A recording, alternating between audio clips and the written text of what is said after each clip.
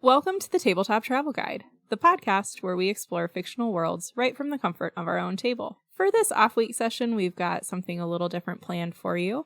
We will be doing an interview with myself and Tyler and Ryan, facilitated by our friend Keisha, who will be playing the role of Felicity Flameweather, a fabulous news anchor from Golarion. So stick with us today, guys. You're going to learn a little bit more about us and how we play. And then we'll see you next week for our regularly scheduled content.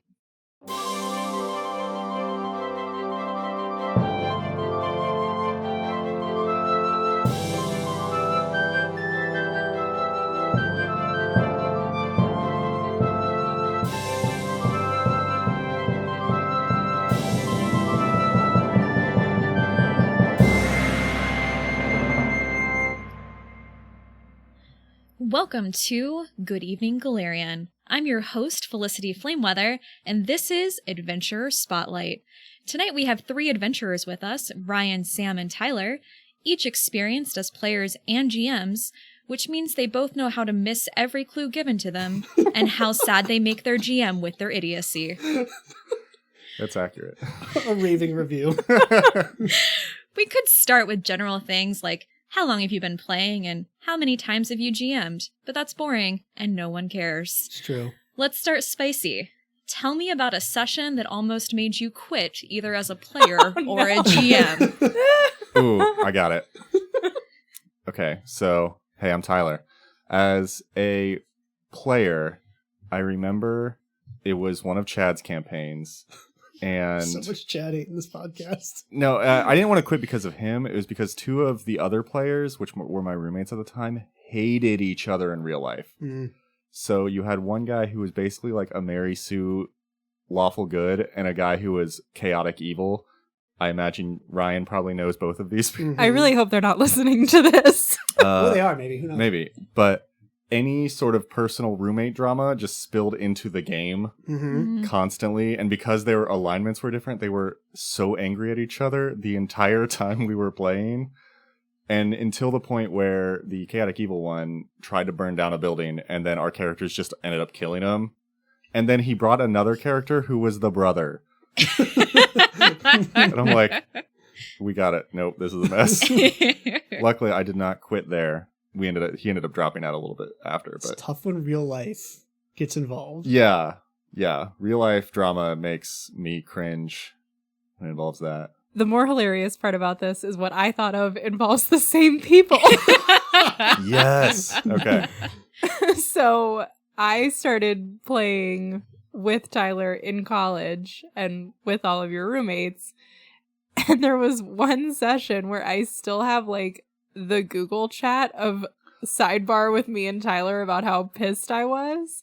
But had you died at that point, or had your character gone unconscious? No, we were, and one of those people is the same one. I'm actually talking about a different. Oh, sorry. But yeah, we still have the Google chat. People here. Yeah, several toxic people in your past here. No, that was the one where you were the one constantly reviving them. Well, yes, I remembered that part, but I was like, what were you doing? I just was rolling terribly. It was the 2 people that were not playing in a way that was super helpful, and so then they kept going down, but my character was the backup and the support character, so then I kept having to like bring people back.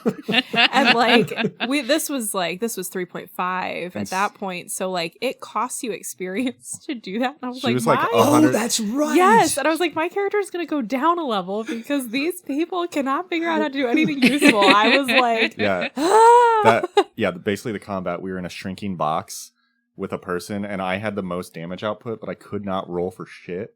So I kept rolling, and Chad is just looking at me like, please roll well. Please roll. And I'm like, 2. And then the other 2 people would be like, we're up. And Chad would attack when they're like, we're down again. I love it. Yeah. What about you, Ryan? Oh, man. I mean, I guess I didn't realize this. I have a way earlier technical start for RPGs. I had 1 game of D&D in middle school that I rage quit. Oh, wow. Because turns out middle schoolers are not good GMs. That's fair. And not good, like, friends to play with. So I arrived 3 minutes late to the party. I was handed the rogue, told to face check every door, died 15 minutes into the session, And then proceeded, we didn't have phones at that point, so I just, like, my friend had a computer, and I ended up playing, like, a computer game for the next 3 hours while they all played D&D in the room. So then I rage quit D&D, and I didn't play for, like, 10 years. Perfect. Might be too many hormones going on for middle schoolers. Man, middle school's a hard time, right? Yeah, that did not go well. And then even in college, I was like, I feel like I have a really bad remembrance of this, but I, like, couldn't figure out what that memory was until I actually started rolling dice. I was like, oh. Like unlocked a trauma. Yeah, like, I hated this. Why am I here again? Okay, this is actually kind of fun. That checks out. So Sam and Tyler, as referenced, you are married. Yes. Have we ever officially covered that? I think so. Okay. I think when I joined, you introduced me as His your wife. Yes. It doesn't get reiterated. So I guess if anyone doesn't know, Sam and Tyler are married. Sorry out there. Have you ever got mad at each other in real life over something that happened in Pathfinder? I know that you don't really get mad at each other a lot. You're kind of disgusting. I think You're welcome.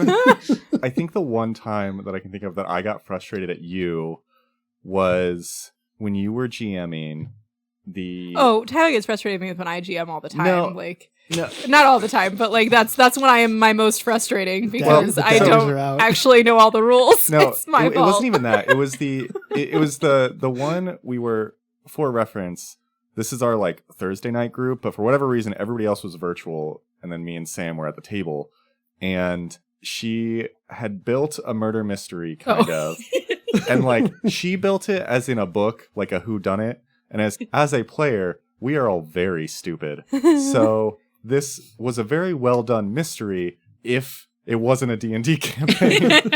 So Sam's getting frustrated. We're all getting frustrated. We think we're all a bunch of... And then Sam just looks at me and I'm looking at her and I'm like...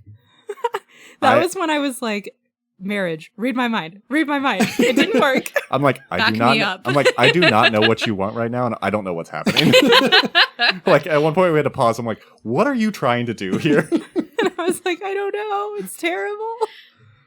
It was in a good husband moment, because I remember that, and we all felt bad. Tyler texted all of us after and said, please tell Sam that she did a good job. Yeah, at the end she's like, I never want to DM again. Yeah. I'm terrible at it. I'm like, no, players are just infinitely dumber than you expect. He was like, you're all dumb. Apologize to Sam. We're all just really dumb. My biggest challenge with DMing in general is that like I really love plots and I really love characters. Like I write in my spare time, but then like taking all of those really big ideas and then turning them into something with mechanics is really challenging. Yeah. So I have great things up here, but then once we get into like people asking questions I wasn't prepared for, or like trying to balance like a challenge like versus easy, like it gets a little rough. Yeah, you know the saying, like everyone has a plan until they get punched in the face. Like everyone has a session until players actually get involved. Yeah. You have like the reams, like the book of story ideas, and then your players are like, who's that hobo in the alley? Let's go befriend the hobo. The hobo's our new best friend. Let's have a plot entirely around the hobo. And as the DM, you're just like, why are you here? Yeah. So I think that was probably my most frustrating with Sam. I like can't think of anything specific. Like I'll pretend to be frustrated, but I'm usually not really frustrated. I'm just like being annoying. I also feel, as we've established, I'm kind of a pushover GM, so I don't think there's any point where I've like vindictively murdered anybody because I'm just... Yeah. That is true. Yeah. That is true. Yeah, so we Yeah, keep not a lot, I guess. No. They're disgusting. Yeah. Yeah, if anybody was wondering, that's very true. So we talked about rage quitting. Yeah. But I mean, you all have played and GM'd for a very long time. Have you ever felt burnt out on Pathfinder? Oh, for sure. Yeah. Go for it, Ryan. I mean, I like intentionally space out my big campaigns with like 2 or 3 people. We're very fortunate in our group that we have lots of people who can GM, so no one is thrust like upon as the forever GM. Yeah. But I definitely feel exhausted at the end of every like bout and being like, okay, I like, even if I had more ideas, I'm good. I'm going to just go be a brain dead player or something later for a while. Yeah. I think probably last year was the closest I've gotten, just because I'm in 3 campaigns right now.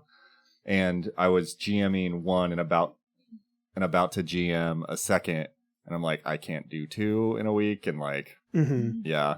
But it kind of comes and goes. I think the fact that we will like cycle through campaigns relatively quick kind of freshens things up. We don't get too burnt out.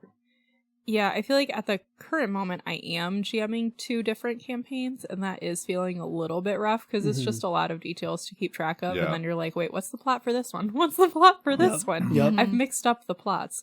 So I don't think that I will GM both continuously. I think I'm going to try to have to find like a chapter break for one of them, just so that someone else can DM for a little bit, just to, because I don't feel like I'm necessarily burnt out by playing, but the GMing tends to be a little bit more intensive. It's a lot of overhead. I mean, when you're like really trying to do a good job and you're keeping notes and you're trying to keep the players involved, like it can be a lot. Yeah. So we talked about the moment you maybe thought about leaving it all behind. But let's focus on the moment where you wondered if you were smart enough to play this game. What is the dumbest decision you have made as a player? Oh, there's so many though. It's hard to like so many. narrow it down. Oh my gosh. Dumbest decision. Oh my gosh. I think like the most like horrifying dumb that I can think of is in Tyler's most recent campaign where we accidentally killed a good guy. That like, it like, I didn't accidentally kill anyone.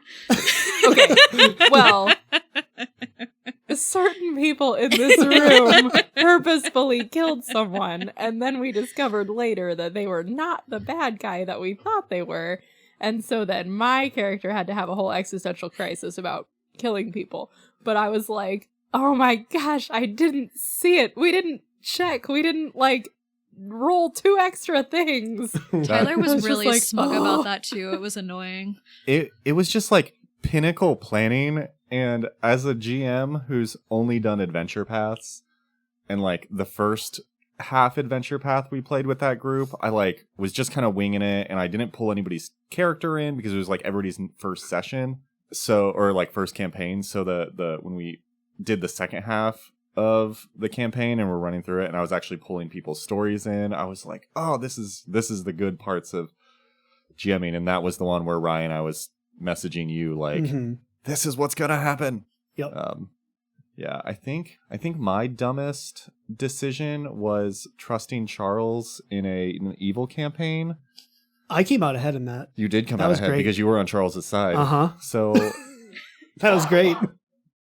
Yeah, our friend Charles, we did an evil campaign, and if you ever do an evil campaign, anybody listening, make sure you all have the same goals. Because just agree that everyone's going to die at the end of the campaign. Or you all just got to be evil together. So it's like, you can be evil to everybody else. You just can't be evil within the party. Because I had one of my favorite characters at the time, because I just built a really like interesting bard on that one with some cool mechanics. And Charles built a druid that this is 3.5 days, so you could just min-max the crap out of. Druid was pretty strong. Yeah, so he was just this like druid who wanted to burn down society to bring it back to nature. And I was one who wanted to rule society, and like 5 sessions in, he like his plans came to fruition, and I was just like very stupidly oblivious to the fact that he was like going to kill me.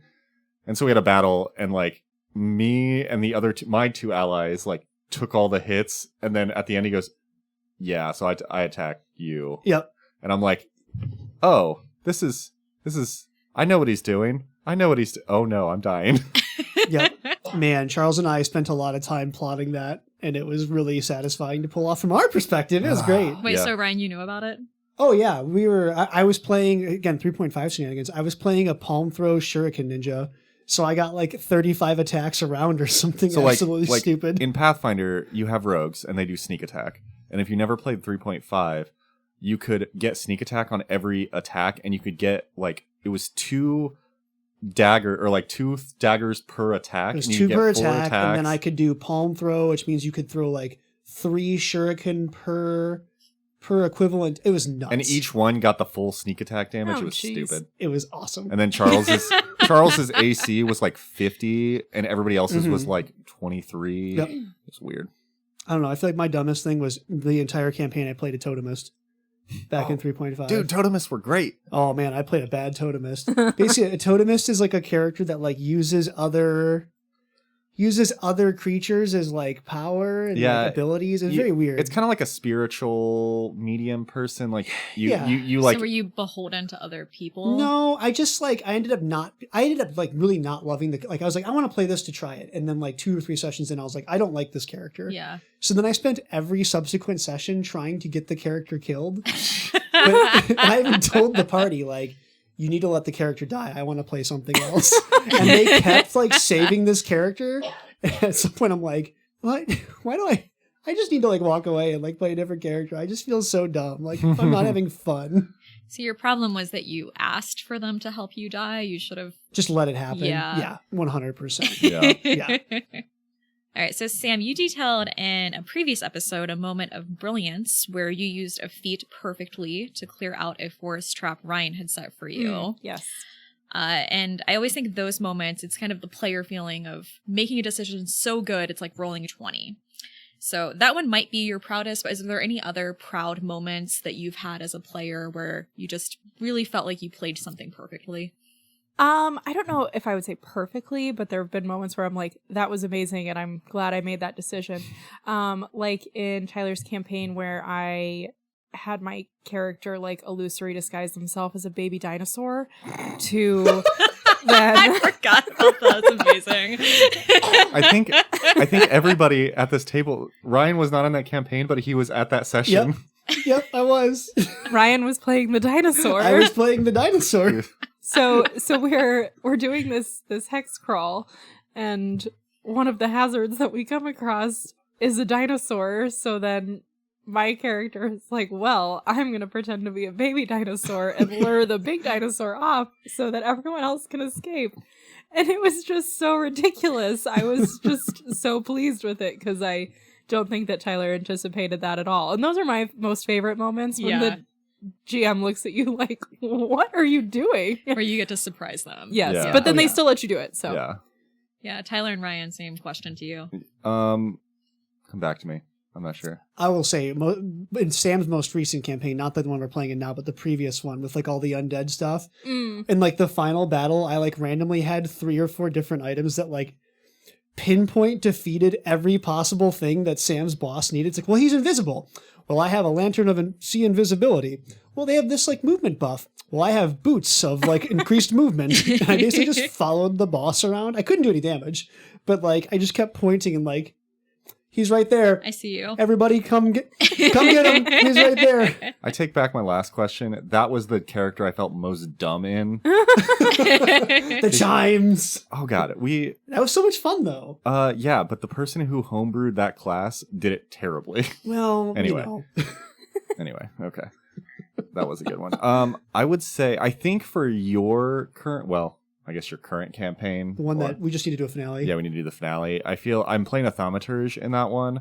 And a thaumaturge just has so many like knowledges and little funky things you can do that like I don't have to play smart to like just be able to know everything. Yeah.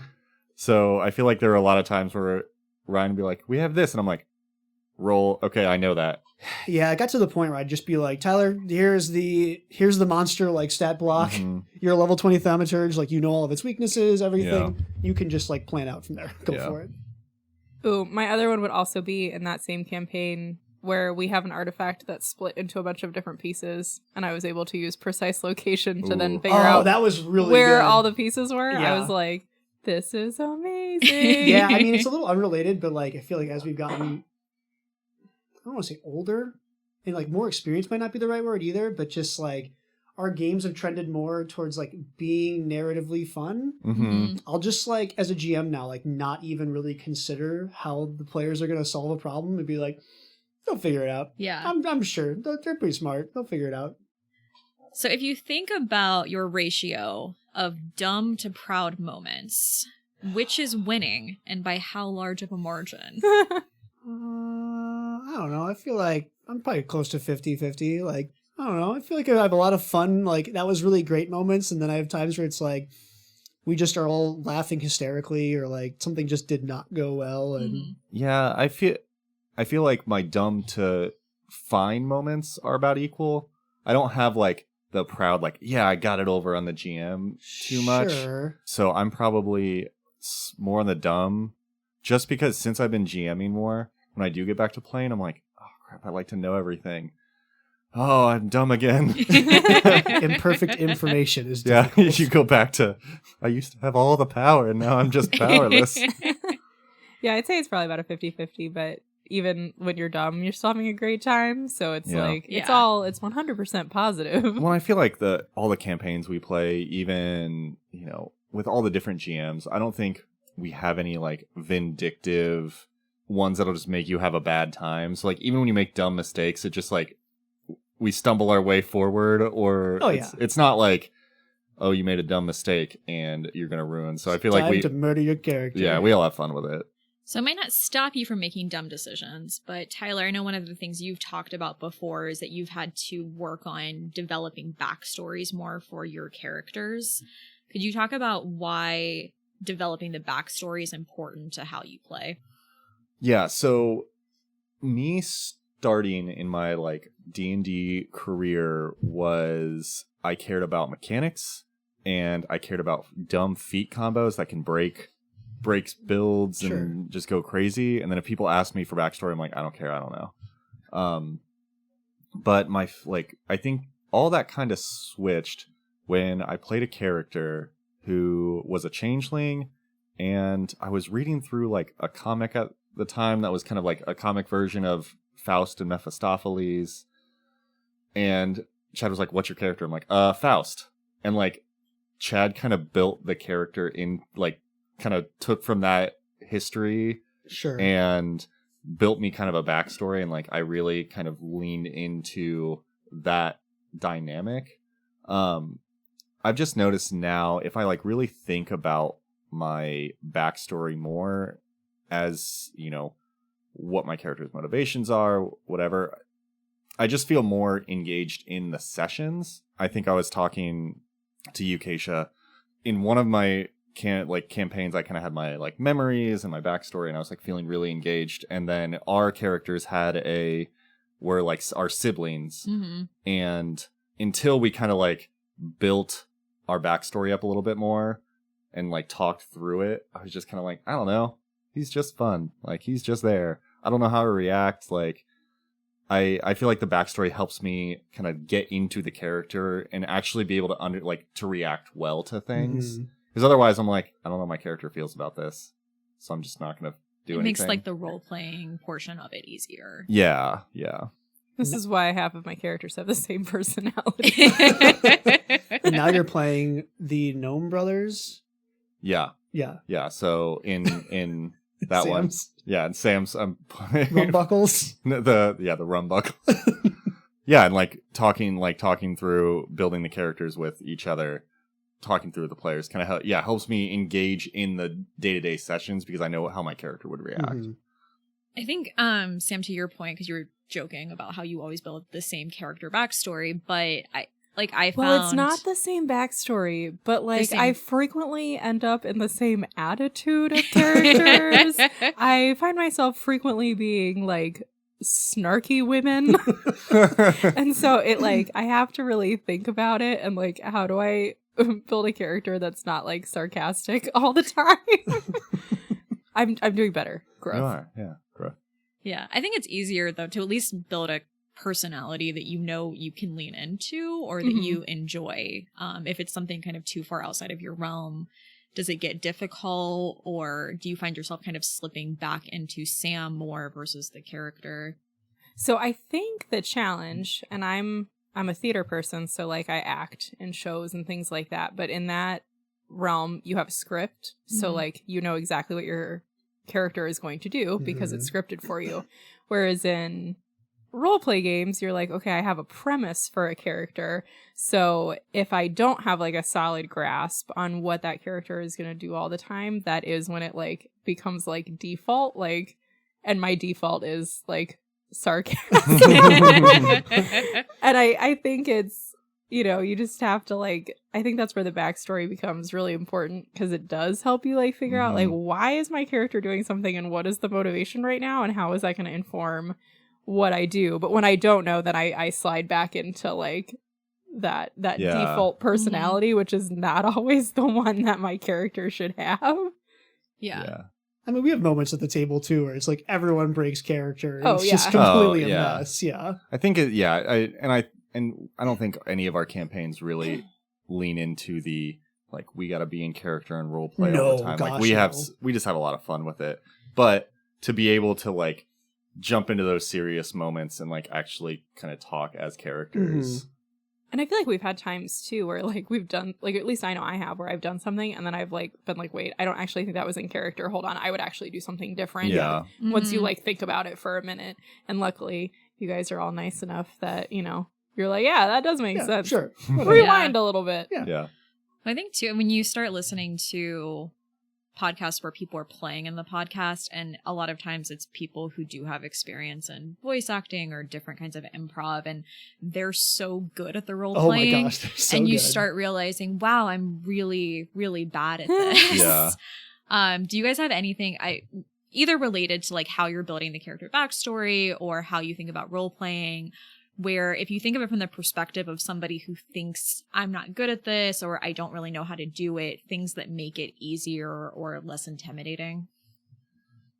I think I said this a little bit, I think maybe last episode, but it's easier for me. I'm not very creative when it comes to backstories, like just off the cuff, but I like taking kind of the skill feats and the general feats and the class feats and kind of creating a backstory back from that, because sometimes you'll see like a cool feat and it's like, okay, why would my character have this? Oh, he might have this because he was a mercenary, or like my friend or one of our friends Greg's campaign, I was like a half orc and I had like battle medicine. I'm like, okay, why would I have this?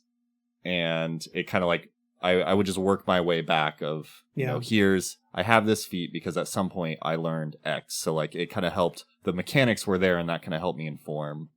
That's how I kind of like think of the backstory. So I'm going to go on a slight tangent. I had an acting teacher at one point who talked with us about how the best thing that you can hope for on stage is a moment of honesty.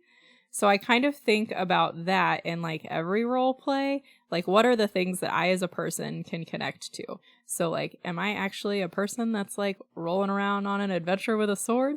No. But have I ever been scared in my life? Sure. Have I ever been confident in my life? Absolutely. So for me, it's pulling out what are the parts of this character that I'm playing that I personally relate to. And I think it's easier when you're starting to like pick a character that has a lot of things that you're like, yes, I understand that. So you might not have been in the situations, but if you're like trying to figure out how do I role play something, like what are the feelings that you can connect to in that to inform what you're doing? Yeah, that absolutely makes sense. Yeah. I don't know, I like, for my campaigns, I make the rule that everyone has to come in with like a connection to one of the other players. And I think that that's super valuable. And I always, at least now, try to do that in any campaign I play in too.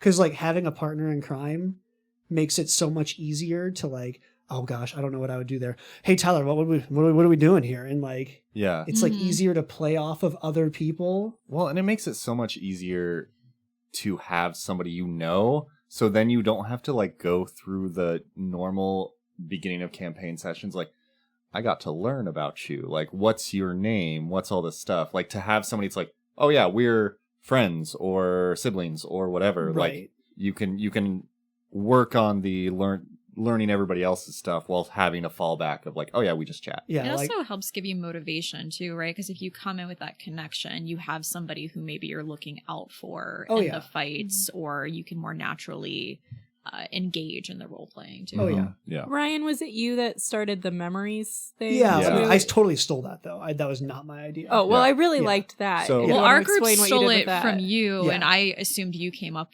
with it, so you might as well just take the credit. I mean, I guess I can. I think I stole it from the Alexandrian. Yeah, so the Alexandrian is a website that has just a bunch of different, like, kind of rule, like high level. He just released a book. Yeah, it's like a advice on GMing and stuff. But I think memories has been one of the best ways to do backstories.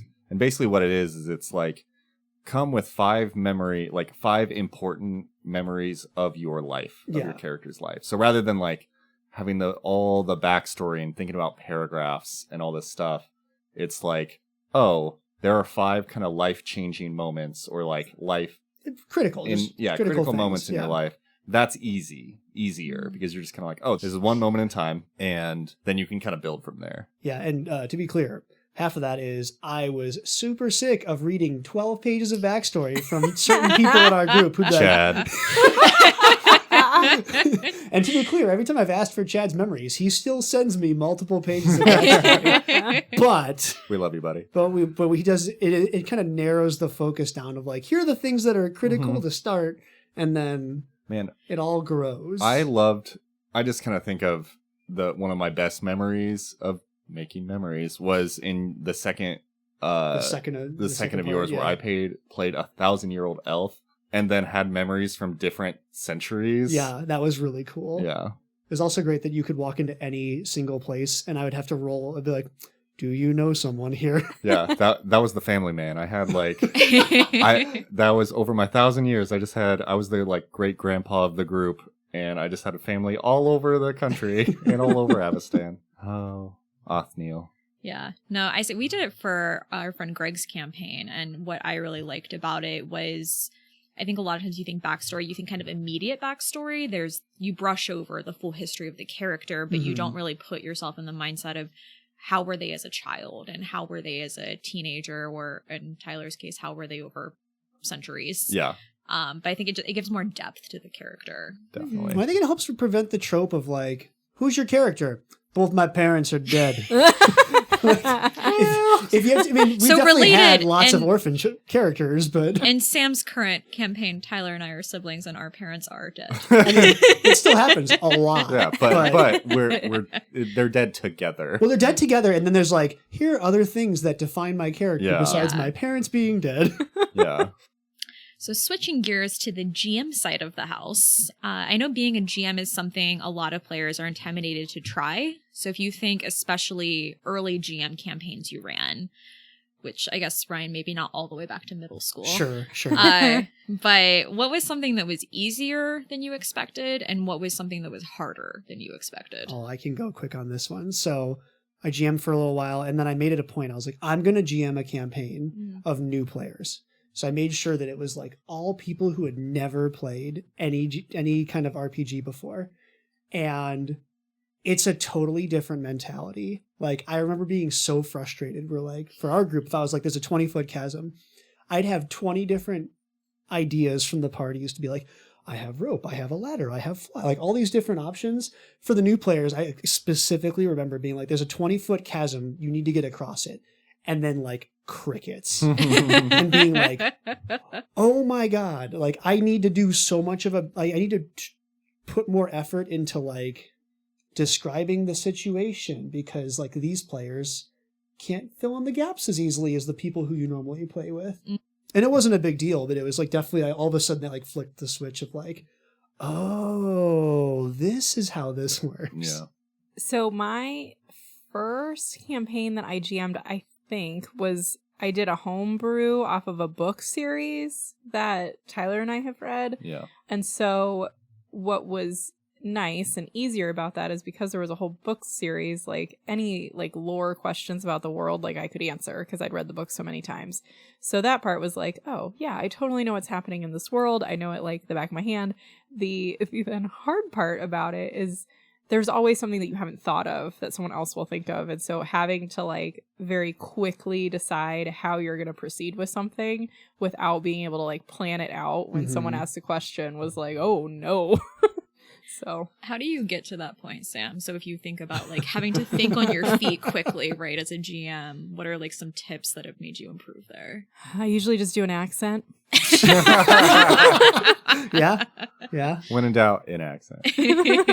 Or I just keep talking is really what happens. Because usually it'll be like with an NPC and someone will be like, oh, I'm going to ask about this random thing to the bartender. And then I'm like, well, okay, the bartender is just going to keep talking until the bartender figures out the answer to that question. Yep. Or your NPCs become evasive, and then you're like, cool, you're going to have to roll some checks while I think about the answer. Yeah. So I feel like you come up with like different ways to slow it down if you need the time to think about what you want to do with it.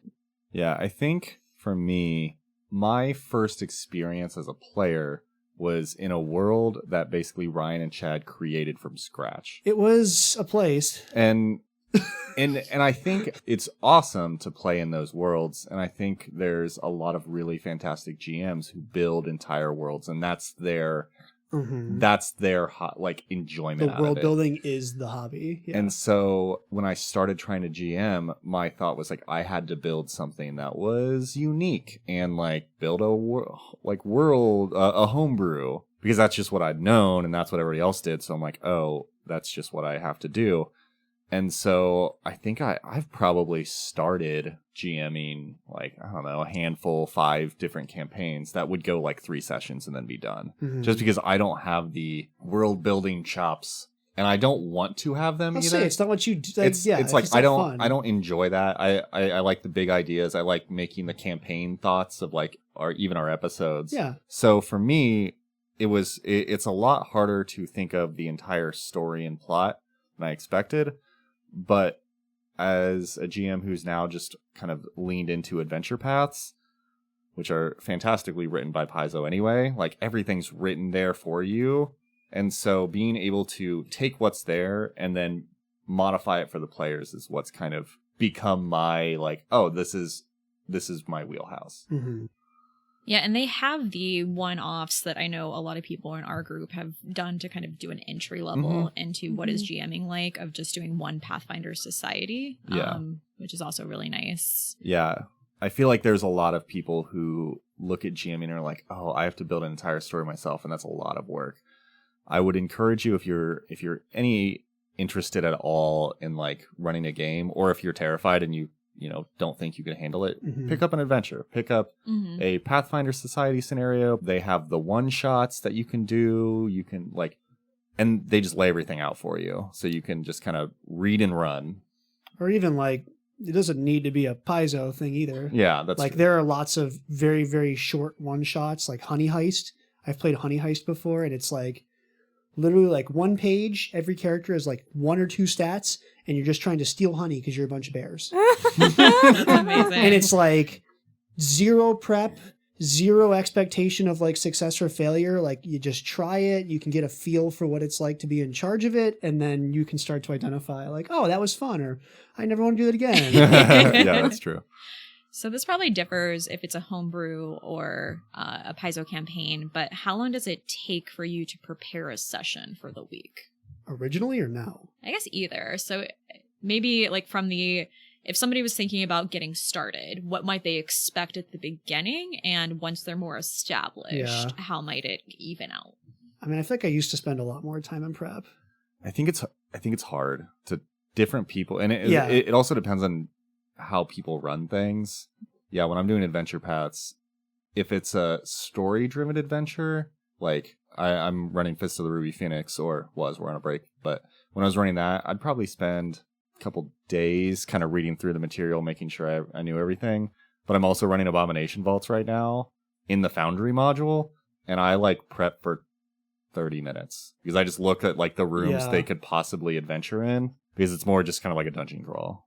Yeah, I think for me, so the stuff that I usually GM is either homebrewed or it's still in Golarion, but then like I'm determining the plot. So I usually do like the most prep before the campaign starts, where it's like, who are my players? What's the plot? Where are we trying to go? And then like the session to session stuff, I tend to like probably not prep as much as I should, to be honest. But I usually go into it with like, what needs to happen and what's the encounter that we're hitting. So that's usually maybe like 30 minutes, but I also make a lot of stuff up off the top of my head. I'm so sorry. Surprise. But like, I mean, most of like the NPCs, like I have a general idea of like whatever, but like I do not prep every single bartender or rando that people talk to. They all just get made up on the fly. That's what random tables are for. So Well, I think related to that, Sam, one thing I don't know if people always realize about jamming if they don't do it is that you do a lot of role playing through NPCs, which I know you enjoy and you're very good at. You have a lot of fun accents. I do. Is playing all the NPCs, I know it's enjoyable for you and easy, but is it always easy, or what are ways that you kind of have to encompass all of these side characters that come across? I would probably say I'm, of the three of us, the worst at it because I hate doing accents. You don't have to do You don't accents. have to do accents. There's just a bad premise that gets set because that's how I differentiate people in my brain, is how they sound different. Yeah. So with Adventure Pass, you get a lot of NPCs, but sometimes you just make up a character and like, I don't know, it's sometimes just fun to be like, this is Steve. And Steve is like, he's a guy and just jumps in, and like those are the characters that like people will latch on to, and then you just kind of like, Steve is the 5th best guard on watch today. yeah, and then it's like, well, we want to keep talking to Steve, and then you're like, okay, well now I'm gonna build him a backstory. So like, yeah, I mean, I like playing the NPCs. I think it's fun. I mean, I think the big transition for me was like I stopped writing everything and trying to predict.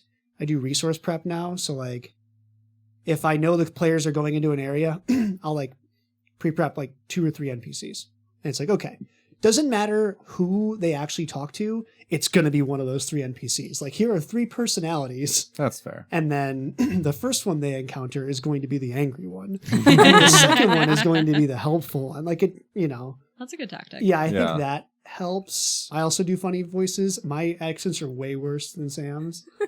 They all just kind of trend towards crappy, like, Russians sort of. It's bad. I think burned into my brain is the one time that we were doing a campaign. We were at somebody's house. It was back in college, and Ryan was GMing, and I think we did like 3 sessions of this campaign and then never played it again. But I just remember there was a time where my character was a cleric and talking to a blacksmith, and for whatever reason, the blacksmith had Minnie Mouse's voice. Oh my gosh, I do vaguely remember that. And so there was a point where like either we pissed off the blacksmith or something, and there was just like a 2-minute Minnie Mouse rant from Ryan, and we were just dying laughing. And he's like deadpanning the like, how dare you like talk about my. Well, I also really love what happened with Gildias. Oh my god, Gildias just became a caricature of himself. There was a character in Ryan's campaign who, to be clear, is from the adventure path that I used for inspiration. We're currently running through a modified Tyrant's Grasp that Ryan's doing. Yeah. And like, I don't even know what you did to him, but he's now Skeletor. Well, he started out as like a vaguely inflection-y in his voice, like, yeah, when his voice went up and down, and he just turned into Skeletor. So now, like, literally every time Gildias appears, hello, it is me, Gildias. Like, and all of us are all like, Gildias. Well, and that's the thing, right? Like, I don't know, it's almost part of the fun. Like, that was not a decision by me. It was like, I introduced the character, and then someone at the table was like, that's Skeletor. And I was like, oh, it is now. Okay, now it's Skeletor, apparently. Yeah. So back on the spicy side of things, what is the most annoying thing players do? Annoying. Look at their phones. And this is a person, I do this as well. I have tried to print off my character sheets more. Yeah. Because it is so easy for me and to just be like on my phone on Path Builder and then get distracted and be like, sorry, what's happening? Mm-hmm. I do think it's really hard, especially like virtual campaigns, to not get distracted. Like, I've definitely had other stuff going. And for my first, when we were lower level for you guys, I had you guys know devices. Yeah. Level 20 is really hard to do without a device. So you end up with a lot of pieces of paper. Oh, devices came back for the higher level stuff. But yeah, I don't find that annoying so much as like just an inevitability of technology. I don't know. It is, but like I think it's hardest when you're kind of giving talking to one person and everybody else kind of checks out. Yeah. And that's like my most frustrating, because usually the information is relevant to everybody, but other people are talking and I'm like, I don't want to have to repeat this. Well, I was gonna say, is looking at the phone more annoying than like the side conversations? For me, no, because I'm like, sure, they could still be paying attention. I don't know. And then I'm like, well, at that point, like, I'm like, if you missed it, you missed it. Sorry. I think it depends on the side conversation too. Cause like specifically for Chad and I, like our backstories intertwine. Mm-hmm. And for Sam's, we've had a couple of like entirely in character conversations while Sam is expressing critical information. And then both Chad and I look back at the DM and it's like, we like legitimately are having a side conversation and we're not paying attention. So well, what and just happened? If it's in character, And it's then totally I don't in character. mind as much. Yeah. It's more when it's like not related, or if it's like I'm talking through a mechanic or something. I'm like, if two characters are legitimately talking to each other and like not listening to, you know, the bartender explain where they need to go to the third member of the party, like that I don't mind as much because that's more realistic. Mm-hmm. It's more just, oh no, they're all gonna ask me in 10 seconds Yeah. what I just said. I mean, that literally happened this week with Sam's did. character. She's like, I have a cough. If you guys do not stop talking, I cannot get through this session.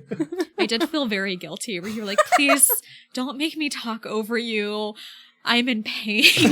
I've had a cold this week. It's probably still sounding like I have a cold, but it like that's when I get the most frustrated is I'm like, I don't have my vocal capacity. Yeah. We were all very shamed. Yeah, I mean, I feel like it's not even a major annoyance, but like, I like to keep things moving. And also we can't strap in for an 8-hour Saturday session every week. Yeah. Mhm. So like when it's like, okay, we need to pause because like somebody doesn't have their spell prepared for the next encounter. And then like, I need to go look up this esoteric rule. Like, I don't care. Let's just make a call and like, Yeah, I would let's keep playing. I think It's that's fine. the other thing is like in combat, if it gets to a person, it's like I don't have a turn prepped, then it's like, oh god. Especially if you're like a spellcaster or something, and then it's like when a player's like, I cast the spell, I'm like, okay, what do I roll? They're like, well, I don't know. I'm like, okay, what's the spell do? They're like, I don't know, I gotta read it. I'm like, why did you cast the spell if you didn't know what it was gonna do? Yeah. They're like, I know it does damage. I'm like, cool, tell me the details. So conversely, what is something helpful players do or something that you wish they did? Tyler's my backup GM, basically. When I run campaigns, I know Tyler knows the rules as good or better than me. So I can focus on other things sometimes, and then I'll be like, yeah, you know, like you're prone, and then I can keep going, and if the person doesn't know what prone is, Tyler will like lean over and be like, prone means it's a minus. Yeah, having a rules lawyer that isn't gonna like You're a good level of rules lawyer. You know Yeah. what the rule is, Yeah. but you don't like. I'll step in and be like, hey, yeah, here's the thing. Yeah, I think just knowing what you're gonna do on your turn is so helpful, and knowing your character. Mm-hmm. Honestly, the best thing a player can do is know what your character can do. I don't care if you do not understand any rule outside of what your character can do.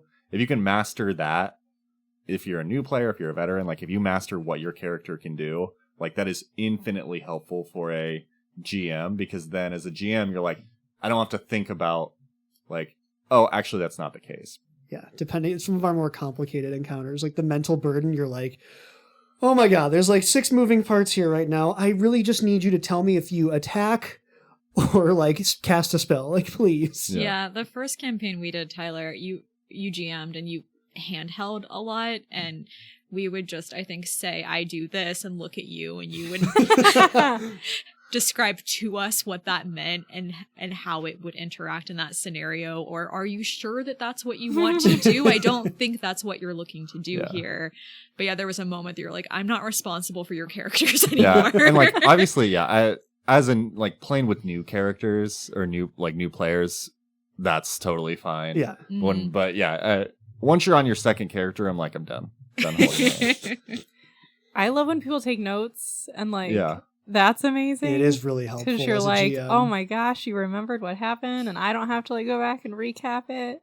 Like, just in case she gets an extra hero point because she's done so great with our campaign. So. I love player recaps. I think it's so much fun when a player is like, here's what we did last session. You're like, amazing. Oh, yes.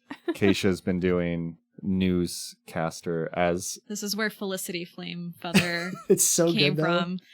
But yeah, I will say it related to like looking at your phone and side conversations, like taking notes helped me stay Connected. really Yeah. engaged in what was happening, even if my character wasn't there or wasn't interacting at that point. I was still capturing it, so it makes me more involved in the session. Yeah, and going from like Greg's campaign to Sam's campaign, I like switched journals that I've been writing notes in, and like I wrote a lot for Greg's campaign, and then I didn't like the journal I was writing in, so I'm like, I need a new one. So I didn't write it for Sam's campaign, and so now I do feel that like since I'm not taking notes, I'm a lot less. Tyler did buy new journals though to take notes with. So I need to just open them.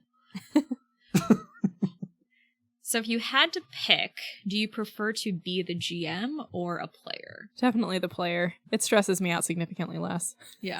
I like GMing. Yeah. Yeah, I really like GMing. Yeah. I like to have a palette cleanse and play, but I prefer to GM. I think I'm 50-50. I think if you asked me last like 2 years ago, I would say playing definitely, but like I've kind of gotten to the point where if I'm not GMing now, I get the itch and I want to do it. I like both equally. I'm halfway in between each of you. So last question. You've all played with each other for years. What is a way you've seen the other two grow and improve either as a player or as a GM? Ooh. Who wants to go first? Each person has to give one for each of us? Yeah. Okay. This is so many things in my brain. Okay, I can do Sam.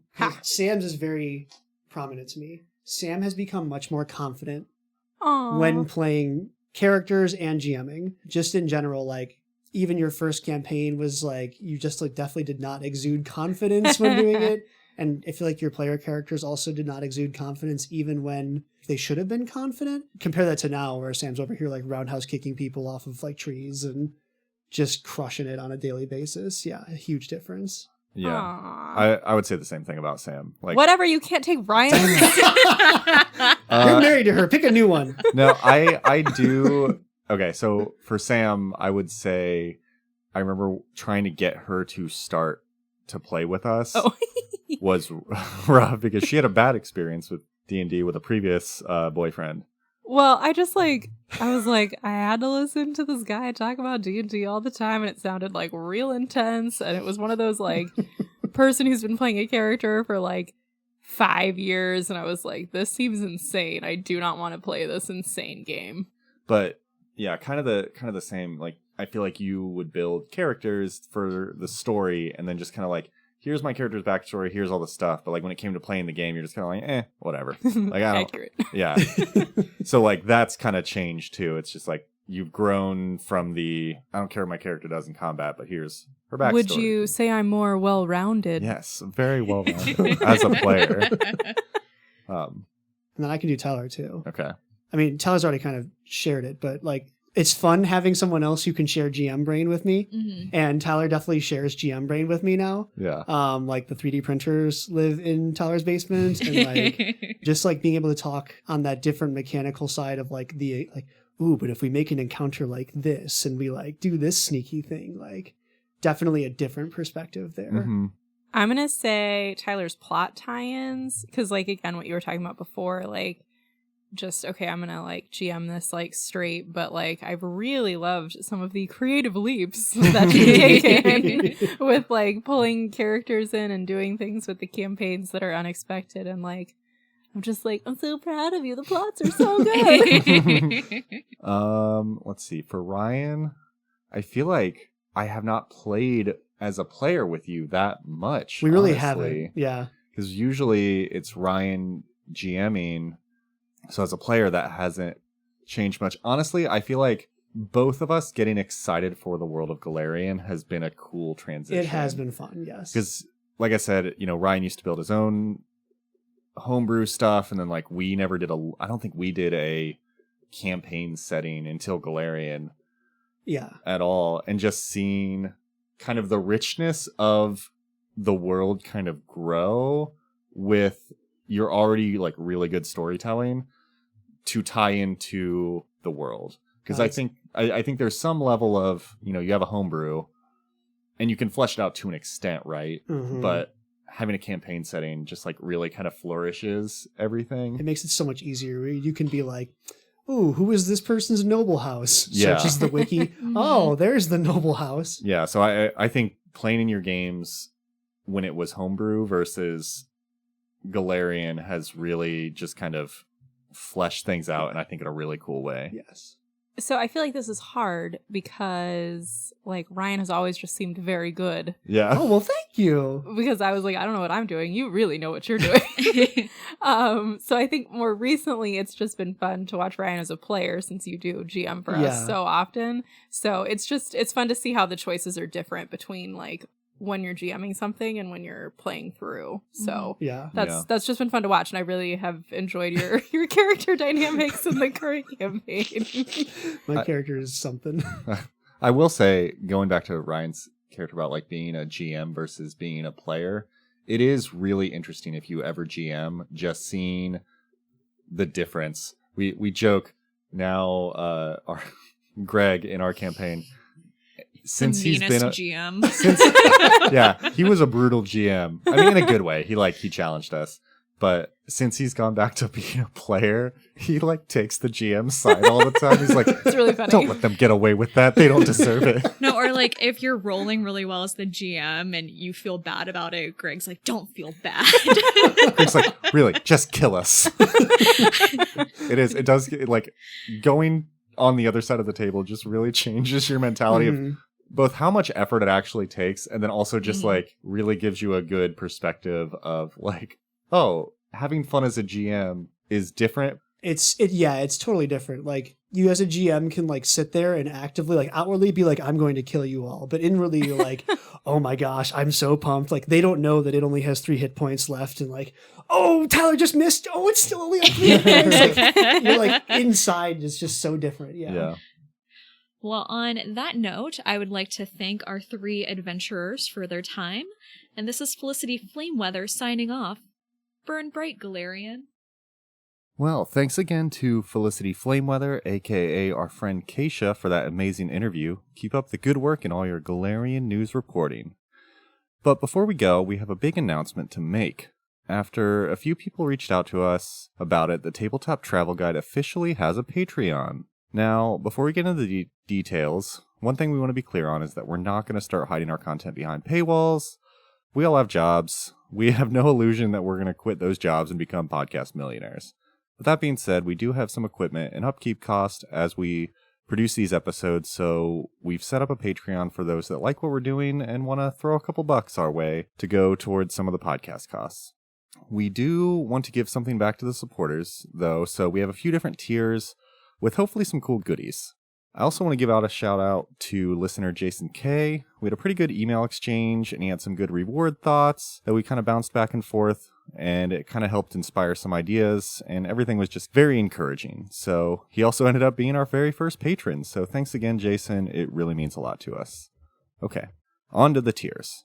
So first up, we have the $2 Tabletop Surveyor tier, where we'll put your name on our wall of supporters on our website, and you'll have our eternal gratitude for supporting what we're doing. Next up, at the $5 Tabletop Folklorist tier, in addition to the name on the website, you'll also be able to vote on some of the off-week episodes we'll be doing. As we come into 2024 and we continue to produce episodes weekly, we want to try to give you guys some ability to choose what places we spend a little more time in, since we are pretty high level with our current episodes. So at the $5 tier, you'll be able to vote on which ones we kind of dive a little bit deeper into. In addition, we'll be releasing some of the banter we have while recording that doesn't make it into the episodes. Depending on the episode, it might be longer or shorter based on how much we go off topic, but we'll be releasing that as well to the Folklorist tiers. Finally, if you support us at the $10 Lore Master tier, in addition to the previous rewards, we'll be reaching out to one patron a month to send us a character for the campaign/character portion of our mainline episodes. When we pick a patron, we'll send out a communication to let you know where we'll be traveling, and send a form to get some information on the character you'd like to have come along with us in whatever campaign we think of that episode and fit them into the party. We'll also put your character sheet and name on the episode page for that week. Our current plan is to do this once a month, but we'll readjust if we get a lot of interest in this tier. We just think it'd be cool to have some of your characters and some of your ideas come along with us on our campaigns. So, like most things we've been doing this year, we're new to the whole Patreon thing, so hopefully these rewards feel pretty cool. You can find a link to the Patreon on our website, Support Us page, or search Tabletop Travel Guide Podcast on Patreon, and you should see our page with our normal logo. all that being said, if you want to support us, that's awesome, but if you don't, that's totally cool as well. We're not going to stop making content if we don't make a threshold or anything, and we're still going to be releasing all of our normal content on the podcast and on YouTube, so there's no pressure at all to support us. The fact that you're all here on this journey with us is amazing, and we appreciate all of you coming with us on our travels, and we're having a great time. So anyway, thanks for listening. That's all for the episode this week, and safe travels.